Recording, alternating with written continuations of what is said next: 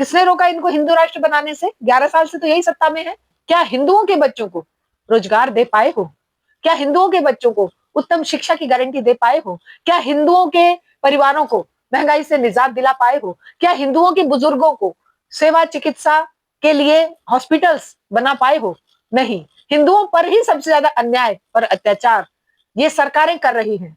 कहीं ये कहते हैं रील बनाइए, रोजगार है, कहीं ये कहते हैं पकौड़े तलिए, रोजगार है, कल को ये कहेंगे राम मंदिर के वो उसके हिंदू राष्ट्र के नारे लगाइए, वो भी एक रोजगार है। जनता को सही सवालों से दूर रखने के लिए धर्मांधता फैलाना, धार्मिक यात्राएं, कभी कांवड़, कभी हिंदू एकता यात्रा, कभी जगन्नाथ या कभी कोई और यात्रा, यात्राओं में उलझा के रखना है युवाओं को, क्योंकि ये निकम्मे, नाकारा, अशिक्षित और अन्यायी अत्याचारी लोग सत्ता में काबिज हो गए हैं। इनके बस का कुछ है नहीं।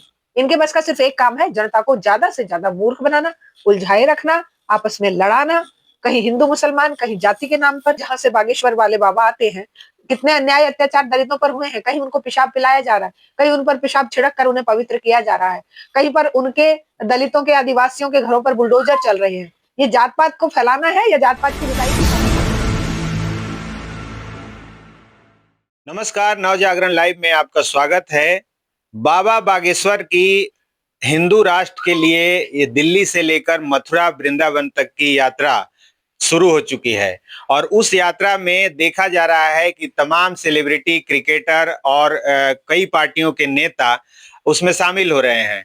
कुछ लोग सामने से शामिल हो रहे हैं, कुछ लोग अप्रत्यक्ष रूप से सपोर्ट कर रहे हैं। हिंदू राष्ट्र के लिए एकदम बिगुल बज चुका है। हमारे साथ शारदा दीक्षित मैम हैं। मैम, स्वागत है आपका।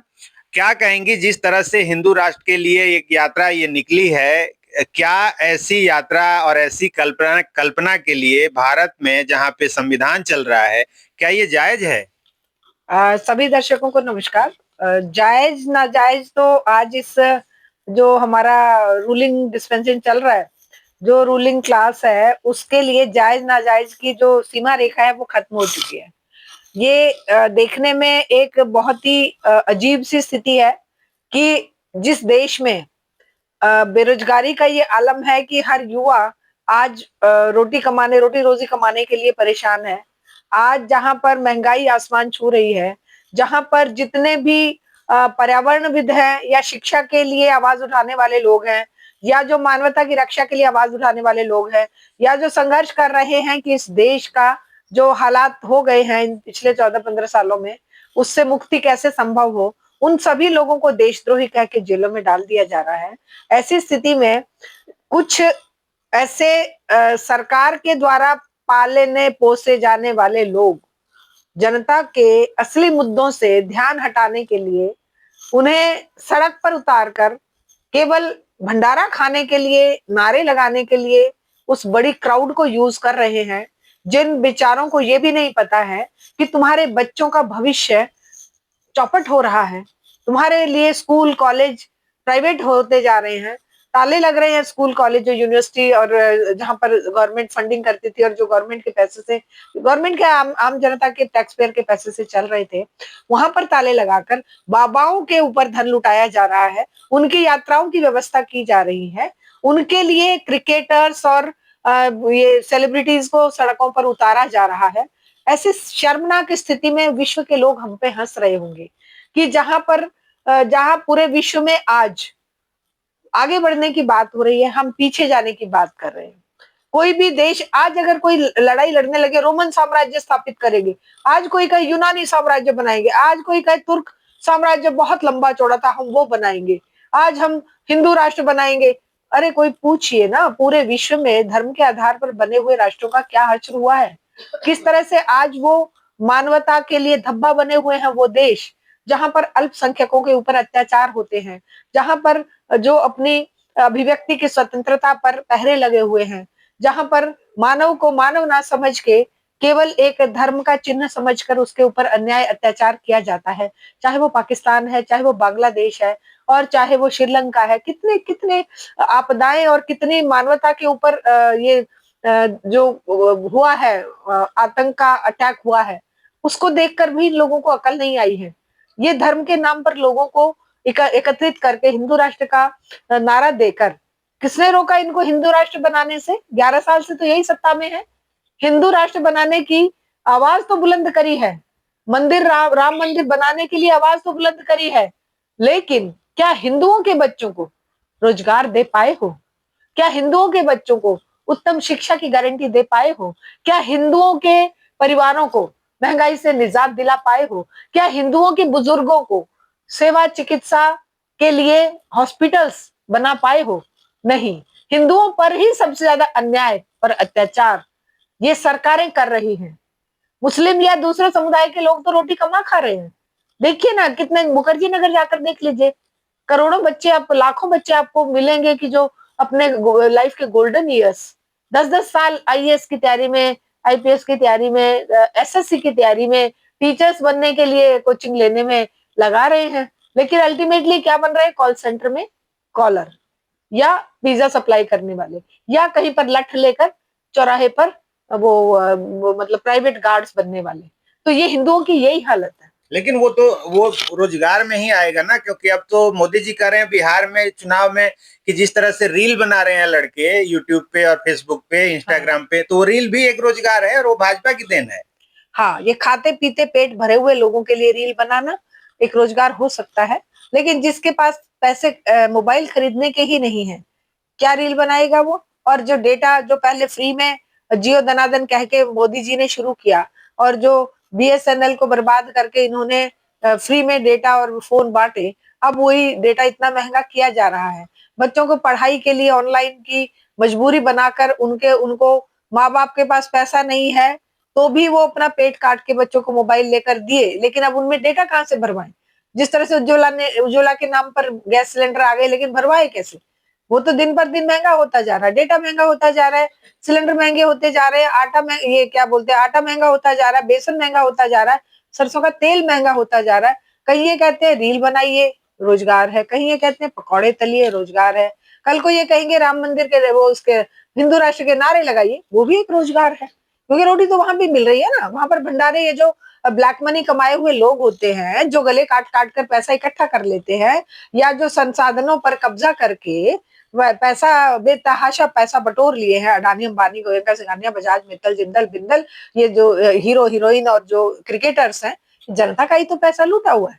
उसी पैसे को फेंक देते हैं टुकड़े के रूप में, भंडारा लगा देते हैं, उसी को फेंक देते हैं सुविधाओं के रूप में कि चलो भाई, तुम्हें जो है हम यात्राएं करवाते हैं, तुम हिंदू राष्ट्र की स्थापना के लिए यात्रा करो, हिंदू एकता की बात करो। अरे वही हिंदू एकता तुम्हारी कहाँ चली जाती है जब ये वो हिंदू नहीं थे क्या जिनको तुमने पकड़ के जेल में डाल रखा है? सोनम वांगचुक, वो हिंदू नहीं थे? वो क्या पर्यावरण की रक्षा के लिए और मानवता की रक्षा के लिए, शिक्षा की रक्षा के लिए, अपने अधिकारों की रक्षा के लिए, अपनी अपनी जनता को जागरूक करने के लिए भारत की सीमाओं की आवाज नहीं उठा रहे थे? वो कौन सा पाप कर रहे थे? अच्छा, तब भारत तुमने यात्रा की। में बाबा साहब का संविधान चल रहा है और बाबा की साहब की संविधान सबको बराबरी की और सबकी शिक्षा की बात करता है, तो उसमें इनको दिक्कत क्या हो रही है कि ये चाहते हैं कि हिंदू राष्ट्र बने और फिर से वही मनुस्मृति लागू हो, तो क्या ये संविधान हटा के मनुस्मृति की वकालत कर रहे हैं? देखिए, ये ना समय के पहिए को पीछे की ओर घुमाने का प्रयास है।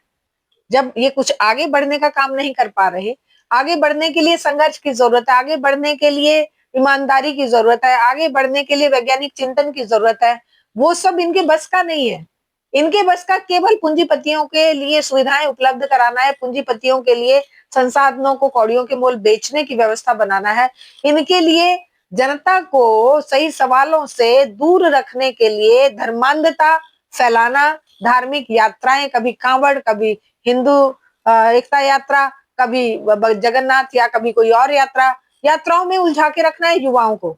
लेकिन जहां पर रोटी रोजगार की बात होगी, जहां पर वैज्ञानिक चिंतन की बात होगी, वो अग्रगामी होगा, वो आगे बढ़ने वाला चिंतन होगा।